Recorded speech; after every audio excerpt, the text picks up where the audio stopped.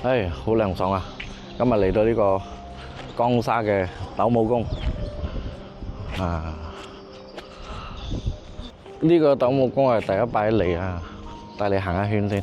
今日仲早啊，所以未有咁多人。有立德宮，啱啱拍完個訪問，就係訪問呢個黃心強老師啊。咁咧，佢就呢10年咧都將呢個九皇嘅文化就係傳承到去中國去嘅，足足用開10年嘅時間啦，大概啦。所以係真係勞苦功高啊！點講咧？就係你諗下，以前從反清復明嘅時代咧，就俾遺忘或者抹殺咗嘅一種文化，就開始響中國冇啦，就係傳到海外，台灣啊、泰國啊、新加坡、馬來西亞啲咁嘅地方啦。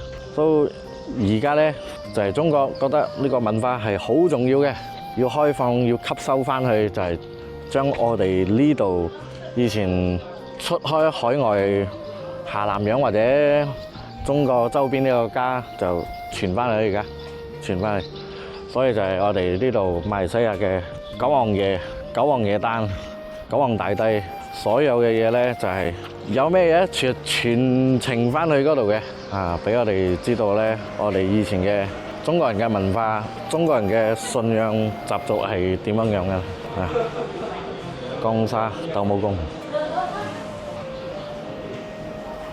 咁呢度就比較係鄉村啲啦。咁啊，聽講呢度有個理事總務啦，佢就同我講，江沙呢度佢話華人都唔係多，佢話差唔多係得個10%咁樣啦。扣除晒其他啲華人、其他唔同宗教嘅，所以話係得返幾巴先會有人嚟呢度啩。所以係如果大家需要行下、旅遊下，去邊度揾下地方聊下食下嘢都可以到嚟江沙呢個斗武宮拜呢個九皇誕㗎 ，OK 㗎。